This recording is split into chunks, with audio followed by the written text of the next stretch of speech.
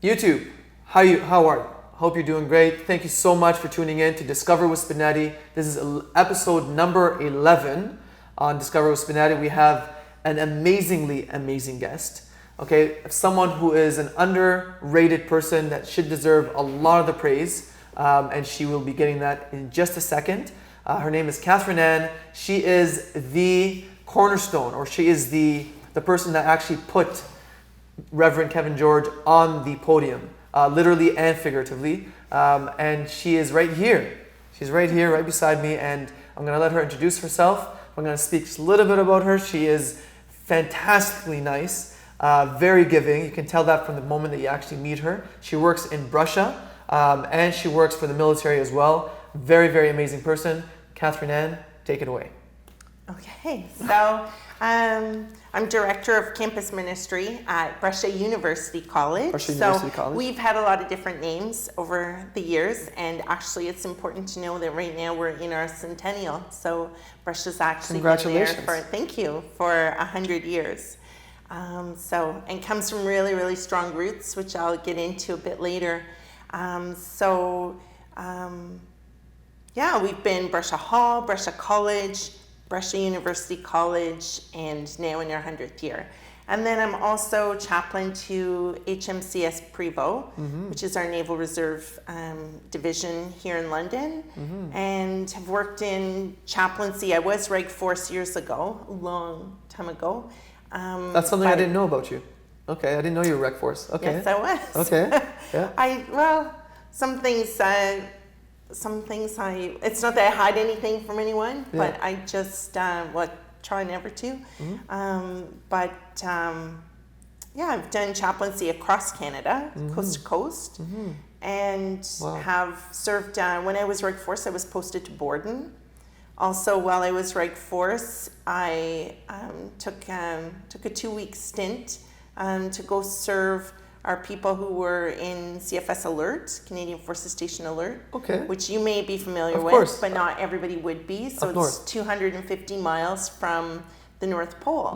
And I was there for 2 weeks in 24 hours of darkness to provide Christmas services for members of our Canadian Forces Station. Well, thank you for that.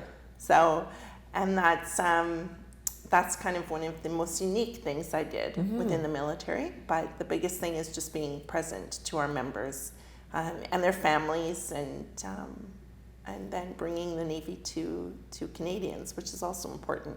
Awesome. And I worked with the Navy Centennial as well. So I've been involved with the Navy's Centennial, now with Russia's Centennial, and I don't know what other kind of hundreds there could be, but that's hopefully not too many more. That's amazing. It's hard work. Yeah, of course it is. Takes years to plan something like that. So how long have you been with Russia College? Or Russia University College? So I have been at Russia now for 9 years. And So you're going into your tenure? Yeah. Oh, wow. Okay, my math is not good that way right now. Okay, but that's fine. I'm pretty sure that I'm in my 9th year, almost to my full 9. Nice. So, nice. But I'm also a Brescia alumna. So I graduated from Brescia. Would have never dreamed in 100 years or more that I would ever go back there. So I left from there. I went to St. Peter's Seminary, where I studied theology, and that's where Kevin and I actually met physically at the seminary. And the seminary, and then I went on to military chaplaincy. So after Kevin and I met, we did not get married until I was already a Reg Force chaplain. So we were dating leading up to that, but that was already the goal and plan, and I just kept moving forward with it. And people would say, well, this is never going to work. Kind of like 55 hours.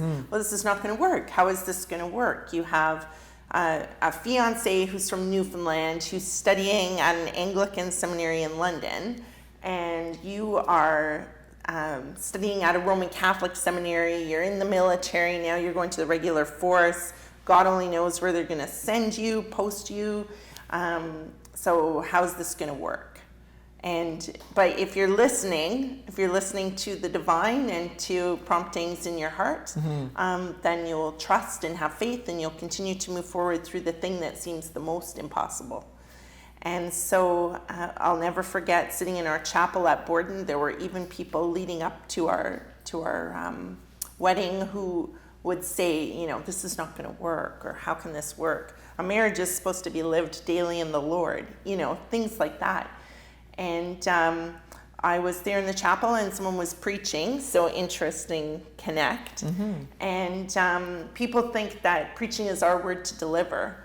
Well, it's like we're only vessels that God speaks through, moves through, in and through us. So, and no matter what background you come from, in terms of faith, like to understand that there's divine or the Creator who has implanted things in us, who can speak and move in and through us. So here's this priest preaching, and he says that, you know, it's like hoops at a circus, and you have to jump through them, right? And that God is the details, right? God is in the details. So let God take care of the details of how it's supposed to happen. You just have to say, yes, I'm going to jump through that hoop. So our marriage, our wedding was I don't think it's like jumping through hoops. It has from time to time felt like a circus. Definitely, there's a lot of excitement. Welcome to the big top. I think any marriage is like that, but specifically any marriage with Kevin George would be probably over the top. Would be from all his energy. Absolutely over the top. I could have never dreamed, like ever, what that would be like. That's awesome. And it's been absolutely wonderful. That's awesome. And we've had our times that were difficult, and we had to really work through and move through. And I know that those will not stop coming. That's life, right? Of course. So no matter what's happening in our life, or how down we're feeling, or things like that, to constantly be asking, what am I supposed to learn from this? Where am I supposed to go? What are you asking me to do? So several points through our lives, that has been a complete touch point that is in fact what brought me back to Brescia. So it's the same thing. What made me decide to marry Kevin George, is this what you're asking of me? Is this what you want me to do? Okay, it doesn't make sense. Nothing in that makes sense. Really, on some level. I'm, a Roman Catholic girl who's studying at a seminary, so a woman in the seminary, that didn't make sense. When I first entered into that, it was not a normal chosen path. While I was a Reg Force chaplain, there were three women in Roman Catholic chaplaincy in my trade. Like that's, so in the Reg Force, there was one who was a reservist, and there was one who had gone before. So I was in the first 5 Roman Catholic women to ever enter into military chaplaincy. Wow. So that's really an unusual thing. And Brescia also breeds that. Brescia breeds women who lead into the margins and who go to places where it's completely unexpected for a woman to go, and who are change makers making a difference in the world. So I came out of those strong roots, out of my family, as Kevin discussed just in the previous podcast, that family is so critical in who we are, who we become, but then for me, also responding to these big questions.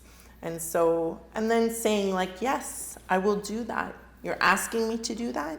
Then I will do that. Does it make sense to me? Maybe not. Probably not. Do I even know how that can be accomplished? Absolutely not. Like, how does this make sense? When you've lived like miles and miles apart, and then he was in Newfoundland and I was at Borden. These are not easy things to do, right? So as 55 hours, and amazing as that is, our whole life has been lived in that context of response, of faith, and a faithful response to what's being asked of us. Right. So, well, I mean, you're responding really well, because you've gone through the unbeaten path several times in your life, and I mean, you've done really well. Mostly well. I've tried to do really well. And you still have a smile on your face. So, I mean, that tells me that you're doing well. And the mark of a man that succeeds is a man who's content with what he's doing. So, man or woman. Yes. So it looks like you're very content with what you've done. And I've actually, my encounters with you, even though they've been very few and recent, have been very positive. Because every single time I talk to you, regardless of whether... So you and Reverend Kevin, you guys are very much meant to be together because you guys have the same spirit. Whereas even if you're tired, you still have a nice smile on your face. And I know you were tired because you were there to support Kevin. Yes. And despite all of that, you were still helpful. You were still generous with your actions. You were still very, very inviting, very loving. And that's very rare to have in a person. Thank you. So I mean, I would say unequivocally, you've reached the epitome of what I deem to be success. 100%. So, and it's such a pleasure to meet people like you and people like Kevin. And see, so and success is a great term, but it's not that. It's actually not a term by which I choose to judge or live my life, because we can look at things and say, "Oh, you were successful at that." But even in failure, sometimes that is when we're learning the most, living most fully who we are, and where we're being broken open to be something for someone else, right? Right. So it's so when I look at that, like I look at when Kevin came to me with 55 hours, and did I ask questions? I think he said this to a number of people. Yes, I asked a lot of questions. I asked a lot of questions, not because I would ever want to shoot down somebody else's, because the same thing, I didn't like it very much when people said it to us with our marriage for other things, right? Or when I came to Brescia, because Kevin was still living in Windsor, right? So I had to come and travel back and forth between two cities because I responded to a call, right? So always conscious of the fact that something can be an absolute legitimate call, not just a crazy idea, right? And that it might make sense to nobody else, but if it's something that's rooted so deeply and so genuinely inside yourself, then to try to understand that, try to respond to it. So it's 55 hours, Kevin comes with this idea. I have questions because, not only is Kevin an insulin-dependent diabetic, which he may have discussed. Which is a huge challenge. Yes. In something like this. But Kevin is also a survivor of mild traumatic brain injury. And I don't know how much he got into that. He didn't, actually. I learned that from you. Yes. Well, then, and he doesn't speak about that very much. But the thing for me about that that's the most critical is to say, when we look at the context of what he did, what he lived through, and what he was able to achieve, and the fact that he was able to speak so clearly at the end of it, and with conviction and with his brain, he was completely very sharp. on point. Yes, sharp, on point.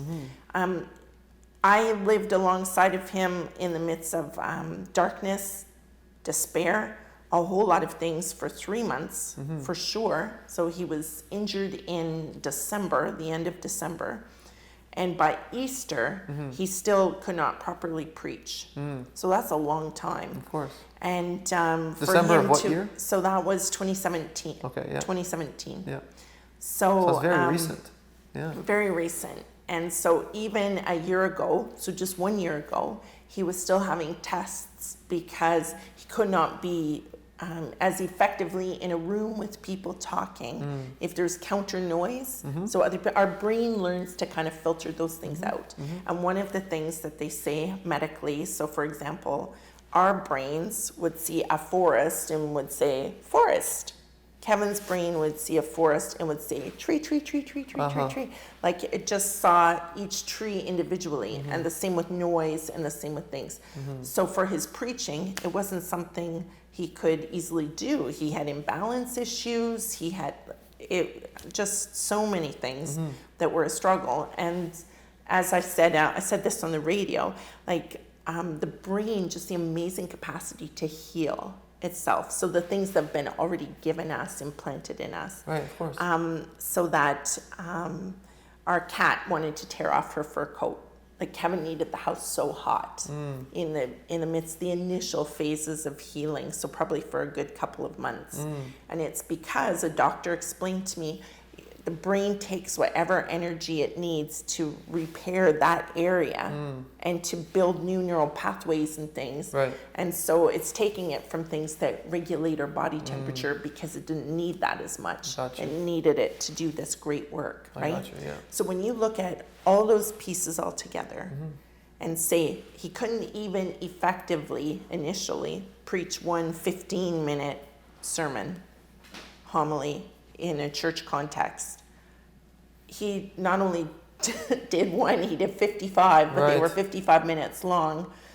He prepared them ahead of time, but there were so many times when he was off script, as it were, right? And which he's good is at his that, normal way. Yes, that is his normal way of preaching. And I know there are people who would say, oh, well, he just talks off the top of his head. No, Kevin does not speak off the top of his head.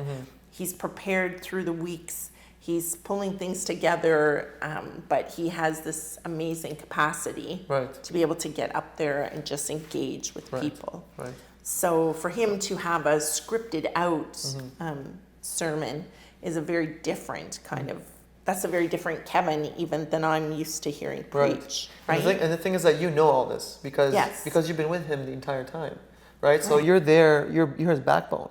Like you're supporting him day in, day out, making sure that he's staying on track, making sure he's doing what he needs to do. Like I know he's done a lot of things, but you are very much, and the thing is that comes from your humility. That comes from you not wanting to get praise for the things that you do. And I see that in you.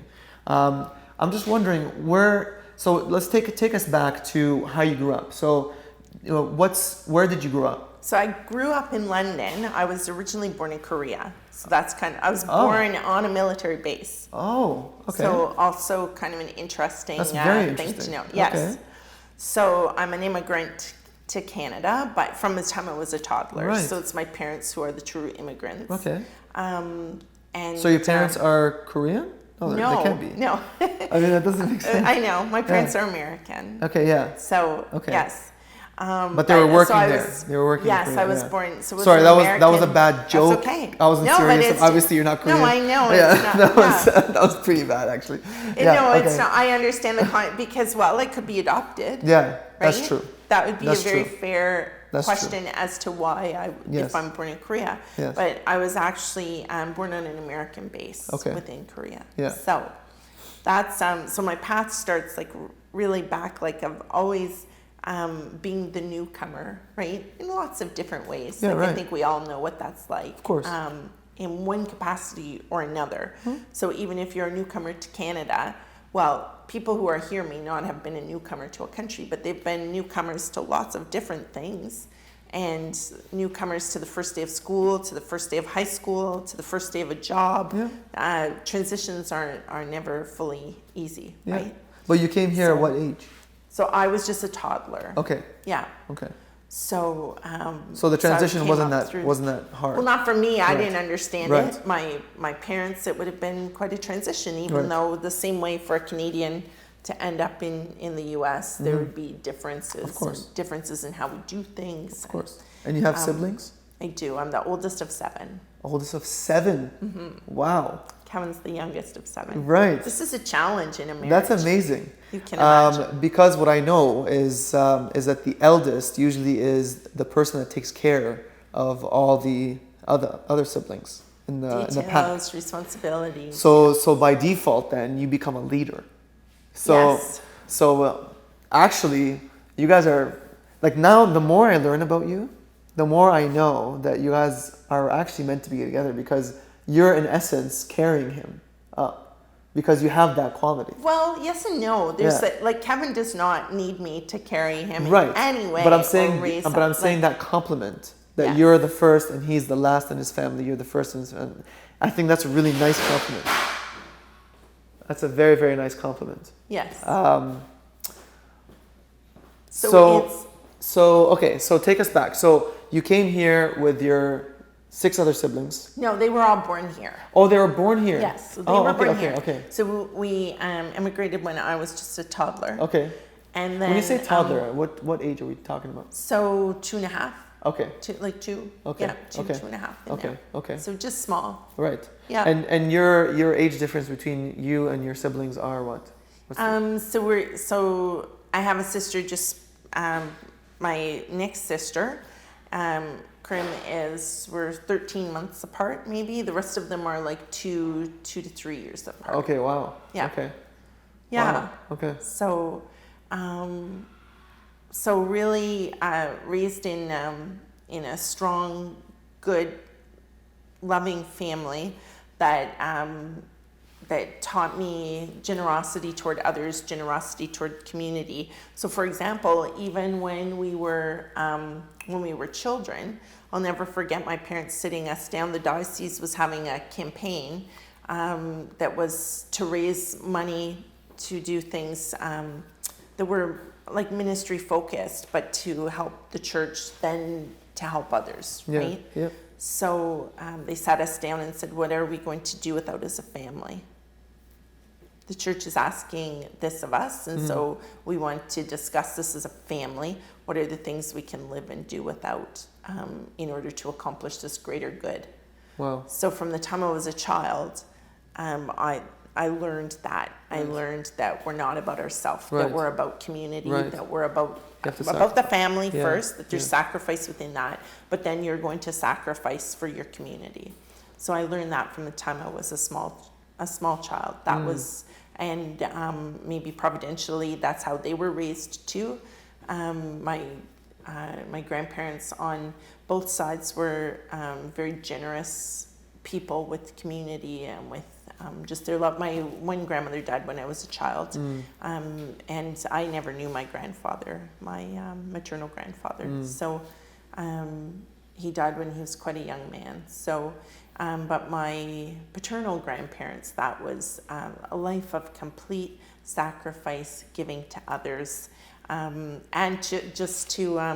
my grandfather had received the Bronze Star from the U.S. military for World War II, and I didn't know it till we were at visitation for his funeral.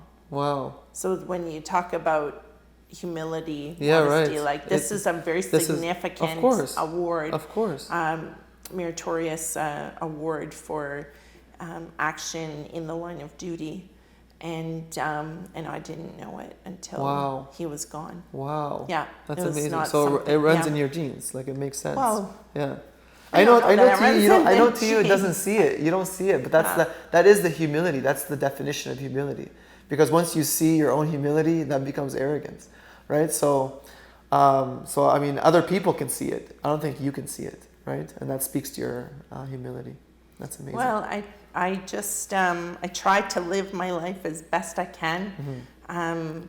As best within the container of who we are as a family. And that's not always the easiest, because the family right now, like Kevin and I as a unit, there's been a lot going on for others. And so sometimes it's harder to take care of the pieces you need to take care of for yourself. So sometimes when he comes with these ideas, that's also something I'm thinking about, is that yes, this is important, this is good, this is something we need to do, but then we also need to be just stepping back and saying, but with this, the fire was so big in him that ask the questions, because I want to know, how's he going to be safe, right? That was my first concern. And so the fact that he engaged the medical community to talk about what that was going to look like, that assured me. And I never doubted, like, if Kevin says he's going to try to do something, I never doubted that Kevin can do it, because I believe if he's being called to do it with the divine in participation, then you're going to support it. Then it's going to have all the pieces it needs. Or if he, for some reason, does not achieve what he started out to do, then within that is a lesson, or something for growth, or at least the fact that we make the attempt, right? I like how you take everything and you put a positive spin to it. That's really cool. That's really good. Yeah, because you're saying even if he doesn't succeed in it, then there's still something to learn from it. It's not like even if he doesn't, or if he doesn't finish it off, then it's a failure. You never said failure. You said then there's something to learn from it. So that's something that people who are listening, people who are watching, they can actually get a glimpse of, if they're trying to do something so big like this, or even something small, if they attempt it, at least they attempt it, then if they don't finish it or get to the results they're trying to get to, then at least there's learning lessons for them to take away from that, so that when they do something else, then they can take that lesson, apply it, and keep growing.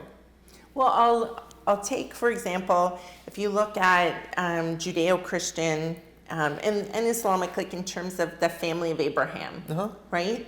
We talk about Abraham was asked to sacrifice his son. His son he waited for so long. This is a story in Scripture, which bears many lessons and is in the deepest of our roots, right? As that multi-faith family, right? But the only thing that is asked of Abraham is that he say yes. In the end, they come and he's stopped by an angel, like, no, you're not to sacrifice Isaac. Right.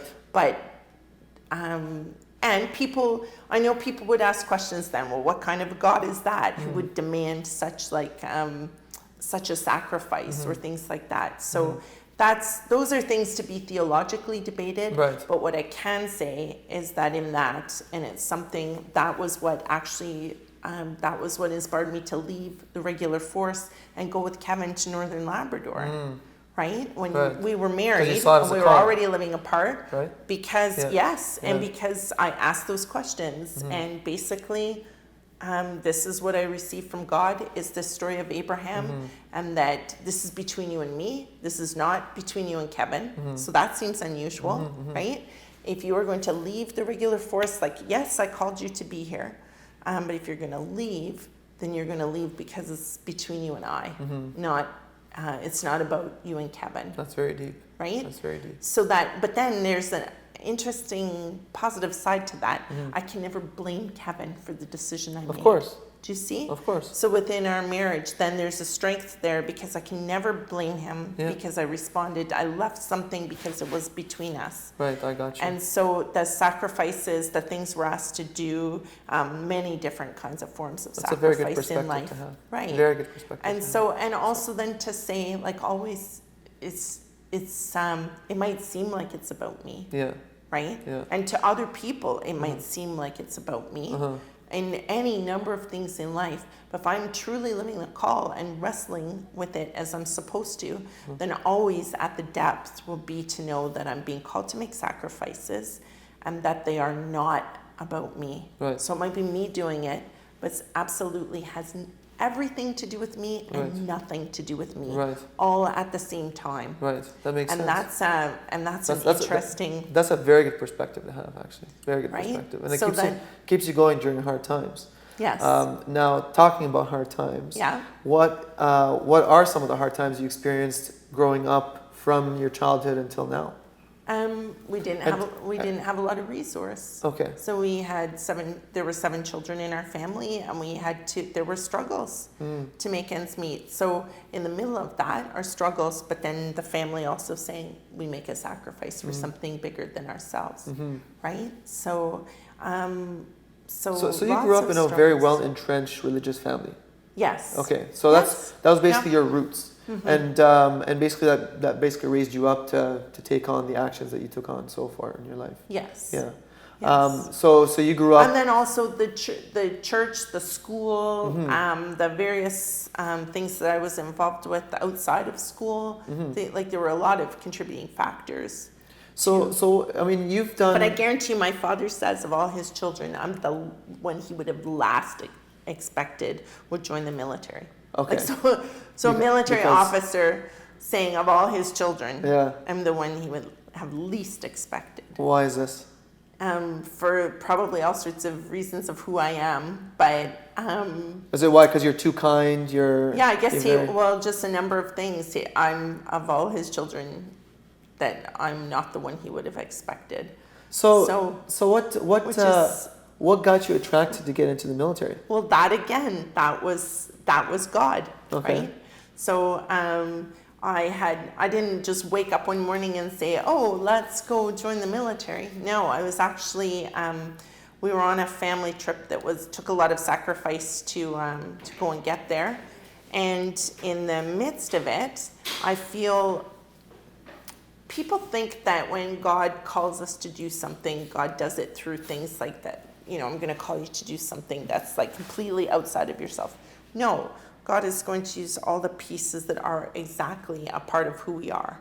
So I grew up like loving, my parents are musicians, right? So I grew up living and loving music and things to do with that, bands, and I loved fireworks. What's not to love about men in uniform? Like there's a whole bunch of things like that came together on this one day that I responded to say to my sisters, oh my gosh, on the base they have like all this stuff their together. Fireworks for the 4th of July with Tchaikovsky's 1812 Overture, right? Wow. And a military band, like we have to go. Right. So I saw posters and we went. And it was out of that whole chain of encounters that I met a military officer who asked me if I ever considered military chaplaincy. Wow. Okay. And I said, not a snowball's chance in hell. And don't ever say that. It's like Jonah and the fish. Like, don't ever say you won't do something you're being called to do, because you're going to do it anyway. At one point or another, you will do it. So I ended up, I went and did basic training. Not an easy but thing how for did you me. cross the no way in hell to I went to basic training? Like, where is So that I separation? just listened. Well, when I came back, like what that officer said to me stuck in my head so deeply. Yeah. So it kept playing in your mind over and over again? Over and over. Okay. And also, like I say to people in spiritual direction and things, and it was something that was taught to me, I'm listening for like those kind of like deja vu kind of things, moments where you hear something like Dr. Sbenati says something to me, and then I walk out of here and I'm in Tim Hortons, and somebody across the counter says the exact same words to me that my head goes like, whoop. Okay, like I see. that, right? I see. So those kind of things. Right. So it was that same kind of message of consistency, then testing it out. Right. Is this really the direction I'm supposed to go? Do you Asking questions. Do you like being in the military? Well, of course, I've been in it now for 25 years, so I better, or more, so I better like being there. What's the best part about being in the military? And would you recommend it for girls? Because, I mean, there are girls listening to this. Oh, so absolutely. Would you recommend it for girls to join? I absolutely would. You'd have to test out, like, your trade and what you're supposed to do, what you're called to do, things like that.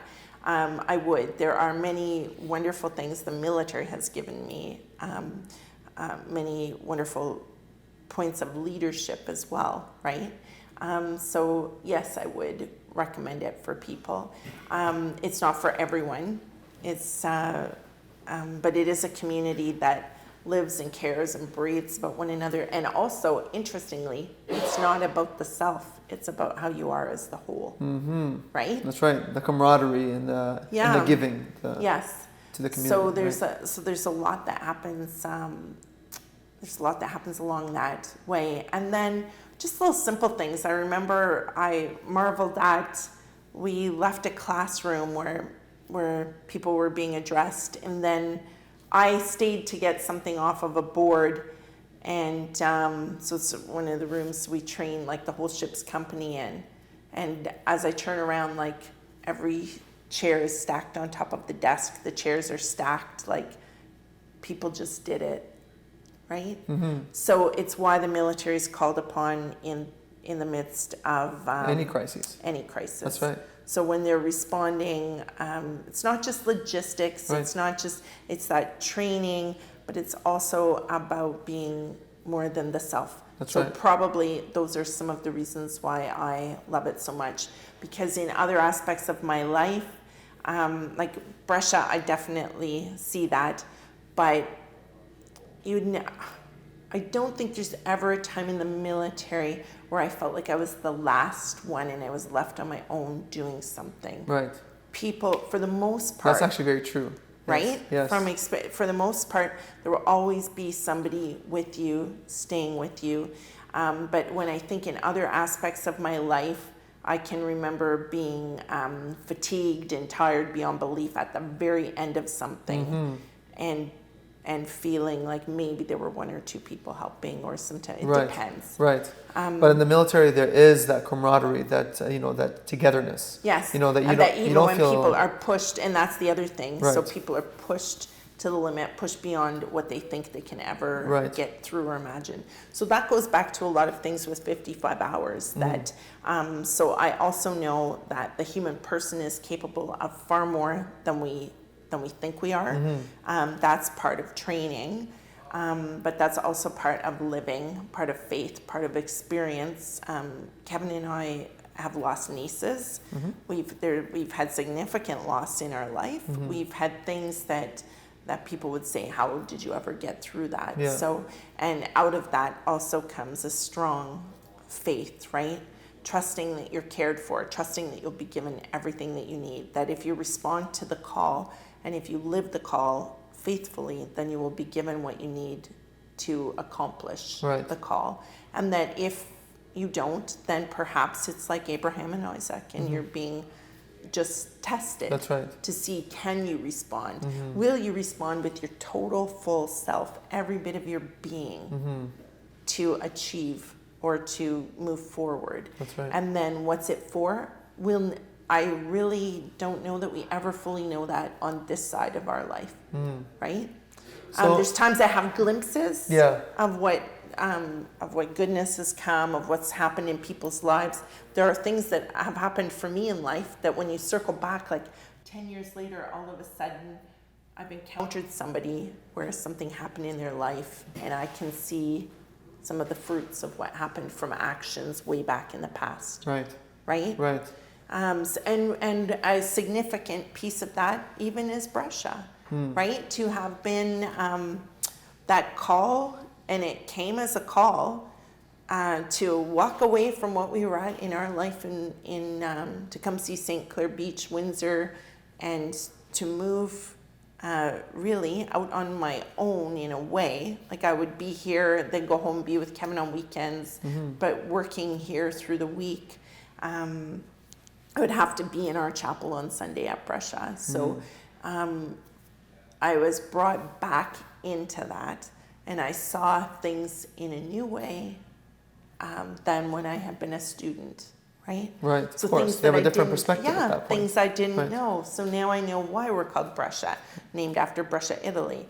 Now I know the roots of where we've come from. So a huge Franciscan root that grows in the life of a woman named St. Angela Merici, who's it's almost 500 years ago. She responds as well she goes out in a time when women must be married, right? Or in a monastery. They don't have any other choice for how to live in life. Right. And she walks out into the streets. She takes a company of women.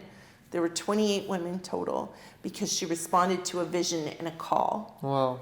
And she changes life for women for generations to come.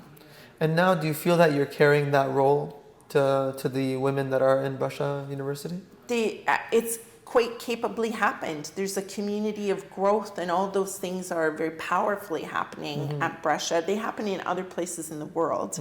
But Brescia is a very special place where this is happening.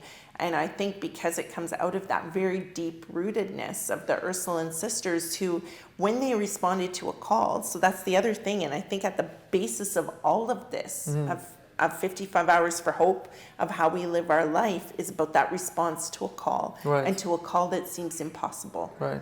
So when we go back to that, so 100 years ago, women had just received the right to vote federally in Canada. Like, think, that's only 100 years ago, right? Right. In the course of humanity, it's like just a little puff of wind of how long ago that is. But at that time, the Bishop of the Diocese of London, they've been talking about things, and he thinks there needs to be education for women at a university level. He asks one religious order, they say no. No, we can't do that. Then he asks the Ursulines. He meets with Mother Claire Gockler, and he asks, will you start, they were teachers, they were elementary school teachers and things, and high school teachers, but will you start a university for women, post-secondary education? And so the only women's university in Canada is born in that moment because the Ursuline sisters say yes. They didn't have a degree amongst them. They didn't know anything about administration when it comes to administering a university. And they went out in a hurry and they learned how to do it, and they did it. Right. And because of that, we have like this amazing, powerful gift of women who have been out there completely transforming the world in many, many spheres. Right. Right? So, we have people who've gone to NASA, who've been... From Brescia University? Yes. Oh, wow. Okay, yes. I didn't know that. Okay. Ellie McLeish, and Dr. Margaret Chan, who was the Director General of the World Health Organization, I believe came from Brescia too. Wow. Right? Okay. Like very transformative women. For people that don't know, Brescia University is a completely women university, but they also, I mean, men can take courses in Brescia, but it's a dominantly women university. It is. And when I have a mature student say to me, for example, so, who's a mom, say, when I'm in classes with the students at Brescia, they're a certain way, and when we go down the hill to be, down on main campus. That's right. With everyone. It's a different environment. They're different people. Of course. It's a different environment, yeah. So something about being in that environment where they have male faculty, where there are male staff, where there are male students in the classes, but where it's a women's university, something powerfully different is happening.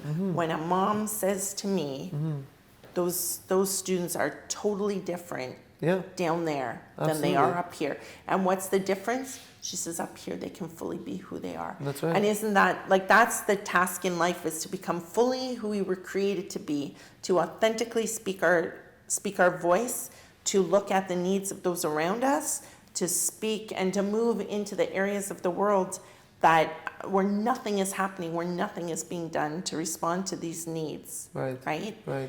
So what advice would you have for young women that are growing up and they want to follow in similar footsteps as you, but they encounter a lot of obstacles, whether it's obstacles through their friends, through their families, through their communities, because as we know, like a lot of different cultures, they don't make things easy for things. As you just mentioned in the past, people or the women didn't have the rights to vote, or they just got the right to vote, and despite that, you have some women who show exemplary leadership, who can go against the grain and do fantastic things, and we're bearing the fruits of their labor at this point. So what is a piece of advice that you would give these young women who are struggling to do what they think is their calling, but they're encountering obstacles? I say keep going, be inspired. Look at these role models of the past. Go back, look at St. Angela Merici. Look at a young woman whose sister died and then who was orphaned. Both her parents died, and yet she still continued to respond in faith, to listen, to ask questions, to seek what was for the good, and then to change things completely. She would never probably have known that that's what was happening in life, and she would never know that these would be the fruits this many years later, right? Abraham and Sarah, same thing, people of great faith, who the response, the call. So and not just from a place of faith, look at other women. Look at women who have done it, who have walked paths that people never thought they could walk. And I think, like, I speak especially to young women and to women, but also to all people. Like, we're all called to live that for one another. And so when I said one of those stories that I went back to was years ago when I was a student, I was called through a certain set of circumstances to be responsive to a woman who was in a situation where she was being abused in her life. I don't know what were all the pieces that led to her making a decision for change, but one day I showed up at her house and she was gone. And I didn't know where she had gone. Her parents didn't know where she had gone. Nobody knew where she had gone. But she left the city And she left to go to another city so that she could make a new start. And out of that, she became a social worker, and she became somebody who would make a difference in the lives of others. But I didn't know it until 10 years later when I ran into her, and I didn't even recognize her at first. Wow. Right? So that's someone that has that tenacity to actually follow their vision, to follow their dreams or their calling. So when I look at somebody like that, or when I look at women who've survived abuse or things like that, I say like there are so many role models right out around you that you don't even know. Like here was this young woman that I ran into in a university setting, right? But where I didn't expect, like it took me a minute to know it was her. Right? And not because I couldn't recognize her, but just so it's unexpected. Yeah, unexpected. It's also unexpected. You don't know when in life later on you'll be shown what has come, and you'll only be shown a glimpse. You'll be shown a glimpse of what you've achieved, and sometimes it's just to keep you going. It's just to motivate you to keep you going. The same way Kevin talked about the things that happened during 55 hours that were those sparks that gave him he needed a boost, booster cables. His engine was freezing or his battery was running low and he needed a boost and there he was given that. Yeah, but it was and given there you were. So that came through me, but that came through many other people too, and through context. And ultimately, I believe it came through faith because he was asked to do something. And I said to him, there were a couple of times early on where or even as it came closer, like, what if, so for example, about the sponsorship. He wanted so much to have a title sponsor. And I said to him, the right person will come at the right time, Kevin. That's not yours to worry about. You let God worry about that. Don't be worrying about that. Worry about what you need to do in these circumstances and where you're going right now. That is not something to worry about, right? So again, if it's to be, the right person will come in the right time. You just have to keep going. To just keep trusting that you will be given that right thing at exactly the right time. Lovely. Yeah. So now with all that stuff that we talked about, okay, with how you came here from Korea, you surmounted a lot of obstacles. You now are an exemplary leader in Russia University and also in the military. There's way more exemplary leaders at Russia and in the military than me. Yes, I guarantee it. And this is from your humility, and I appreciate that. No, there are truly. Good. Where do you see yourself in, let's say, 5-10 years from now? Do you have a vision of where you're thinking that you're going to go, or what are you going to do? So I don't. There are people who chart that out, plan that out, look and say, and I guess in some ways I look at somebody like Bianca Andreescu, and she's had this dream, and so from a child she's like looking, how am I going to get there? How am I going to get there out of this dream or this vision, right? And she has, like, she's an incredible role model for young women in Canada and around the world, right? And that was the other thing when I do have to go back, because when there were points when Kevin was waning, right, or when people would be, it was out of concern or things, but they were trying to say, well, what are we going to do? Said, we don't need to worry about this. I'll give you just an image that you can look to from just a week ago.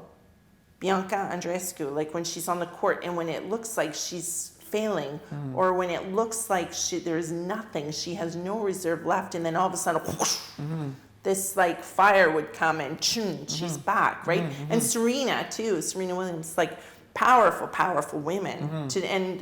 And my thing is that not just to draw from women in sport, but these are concrete images that people are very familiar with and have been seen the world over. Right. But you don't have a set goal. Is that what you're saying? Well, so I will go back to that, but I do want to say that. So the same thing for Kevin, that when it looks like he's down for the count, do not underestimate that man. Right. Right. No, never underestimate any of us. When we look like we're down for the count, that we all have something. Right. Most importantly, never underestimate yourself. Right. Right. Never ever underestimate yourself. So this is my thing. What does the future hold? Where do I look to? Where do I go? Yeah. I don't plan in that way. Okay. So this is going to take us back to when Kevin was doing doctoral studies, and we went to Iona, Scotland. And this goes full circle right back to Brescia. So here I was, this student at Brescia. Believe you me, I was not always the best student. I got involved in other things. So there were things I struggled with in my life, right? But here we are we're going to Iona, Scotland, which is, to me, a place of pilgrimage. There's 800-year-old stone crosses there. Ironically, St. Aidan's, where Kevin is, right? That's the saint of Iona, right? So here we are. We are headed there, and so I asked some questions. I don't know what I'm supposed to do in my life right now. But these are the things I want to say to my Creator. I say, I will do whatever you ask me to do. Only you shouldn't put parameters on it, but I did. I said I want it to be what's best for our marriage, for Kevin and I, what's best for our marriage. Then I want it to be what's best for, I wasn't in a university community at that time, but I had worked with University of Windsor, right, and Assumption University specifically. And so worked in ministry and in youth ministry, things like that. And I'd been involved in campus ministry all my life. So I'm asking what's best for us, what's best for my military family, and what's best for Kevin's parish, but also our family, St. Mark's by the Lake at the time. So I'm asking for that. That's all I'm asking. And now I'm giving you fully myself, fully my heart. I will go wherever you ask me to go.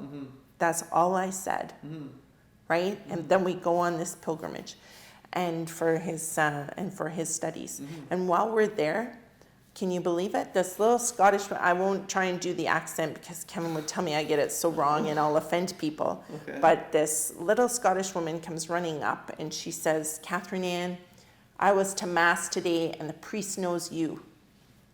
We were in Iona, an island off of, somebody just posted something from Glasgow. We flew to Glasgow. We took a train across to Oban. Then from Oban, a ferry to Mull. From Mull, we took a bus ride across, and then we took a little ferry ride to Iona. So from a dental perspective, a woman fell and lost one of her teeth and while we were there. And they had a traveling dentist by boat. That they were only able to save this woman's tooth. But she cracked teeth and she lost a tooth right out of her mouth. That's how remote we were. And there's a priest there who knows me. Right? What are the odds? Yeah, and it happened to be a priest from campus who Kevin and I both know well, Father Michael Bayshard. And so when we got back to Windsor to come see, he actually called and said, I have the perfect ministry for Catherinanne. Wow. Now, it came out of that call. Right. Right? And through dialogue, I still had to apply for it. I still had to work for it, fight for it. Of course. But that's how I ended up back at Brescia. Yeah, right. Who would know? Yeah. So again, people would say, well, what would be the odds? Those sound like some pretty slim odds. Right. And I wasn't looking for it. Right. I did not look to work at Brescia again. Right. All I did was to say, I fully give myself to whatever it is you're asking of me. Right. Wow. So that's kind of how I try to live my life, because if I think I know where my life should go, I could miss out on some really big things. I would have missed out on Catherinanne George. I would have missed out on the military.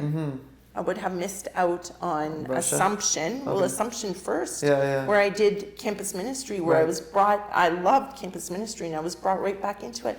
I had paid my tuition to go to Faculty of Education. I was going to go on and do teaching. And so I would have missed out on that. Would have missed out on university chaplaincy. I would have missed out on Brescia. We would have missed out on St. Aidan's because we would have never been here. If I were trying to chart my path and where I was supposed to go. Clearly, you believe in fate. So don't you think that?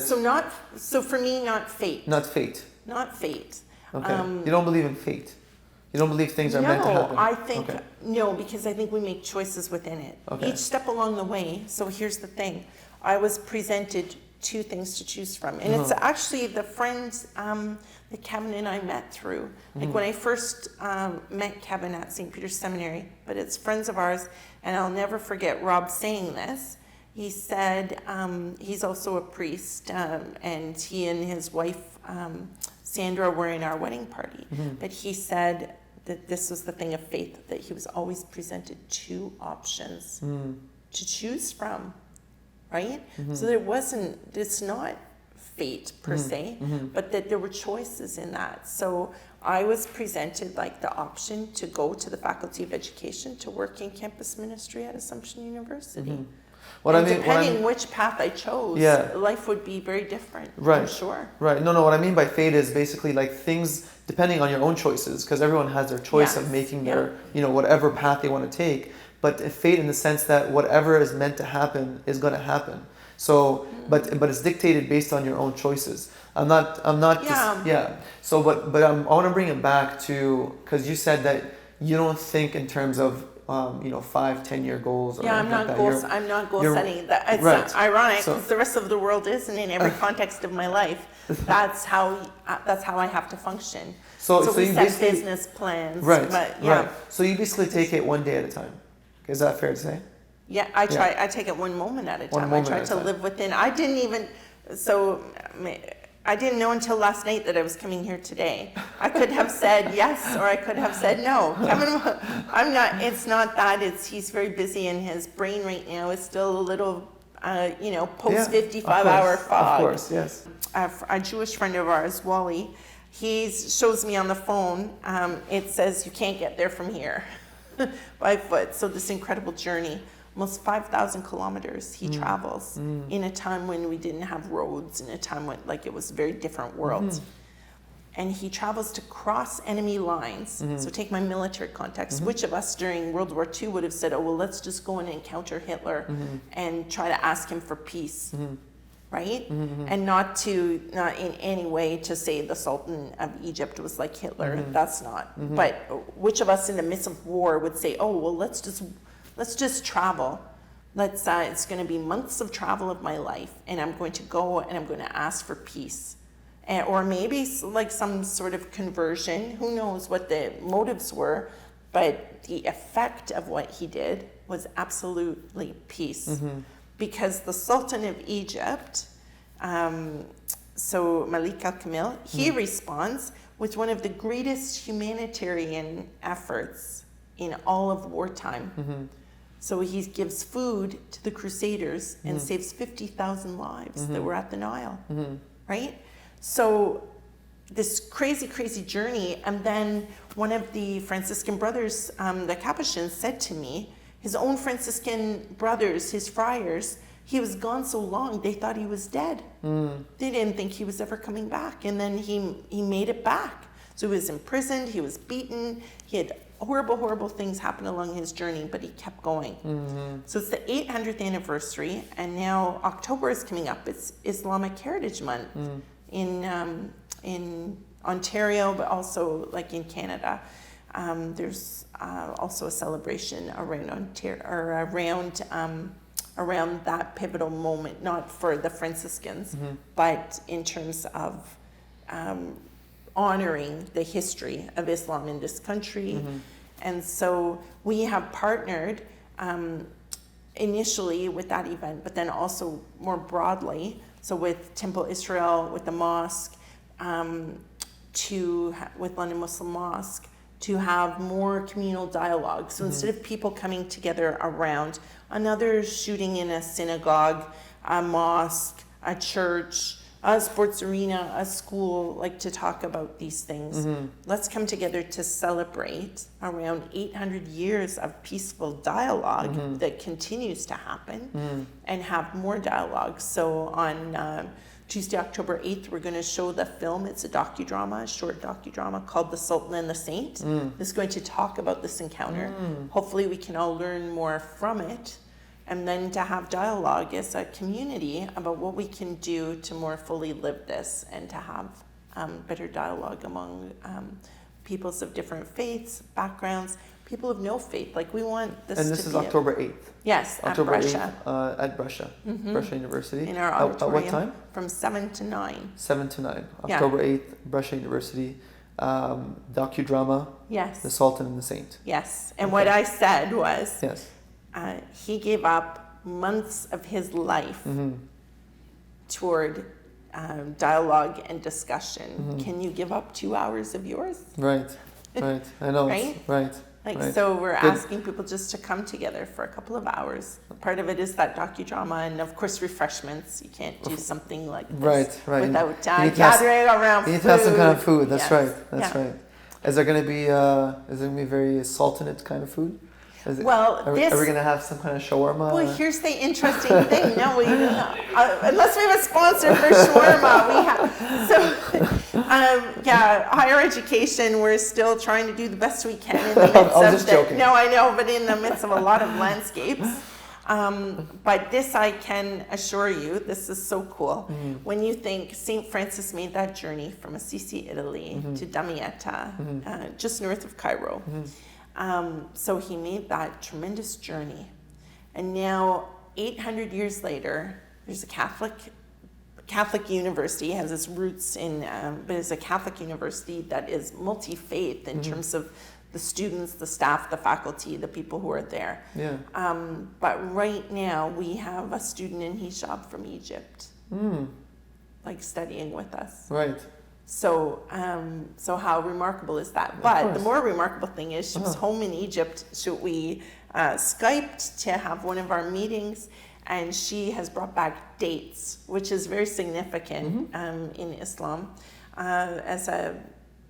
But she's brought back dates from Egypt while we celebrate this 800th anniversary. Right. How fitting. Will be, so that in itself is very special. Right. And of course, olive oil. Yes, of course. What's the world without olive oil? That's right. And nice olives. Yeah. Thank you. Thank you so much for coming on to the podcast. Discover with Sbenati. It was honestly enlightening. I can sit here and just listen to you for hours. I can see you have a lot of amazing, very inspirational stories. I love the way that you look at life. I love the way it's very unconventional. The convention nowadays is, you look at something that, you have you plan, let's say 5 years from now, you think you have the control that you have in your life, but you took it from a different spin, and you said, yes, you do have control, but you have to kind of allow yourself to give a lot of that control up to a higher power. And that's a very, very neat perspective, very nice perspective to have. Thank you again so much. It's been a pleasure. It's been episode number 11 on Discover with Sbenati. Thank you guys for tuning in. Whoever's tuning in on YouTube, whoever's listening in on the podcast on Spotify and Apple Podcasts, thank you for listening in. Tune in on Discover with Sbenati for episode number 12. It's been a pleasure, and we'll see you soon.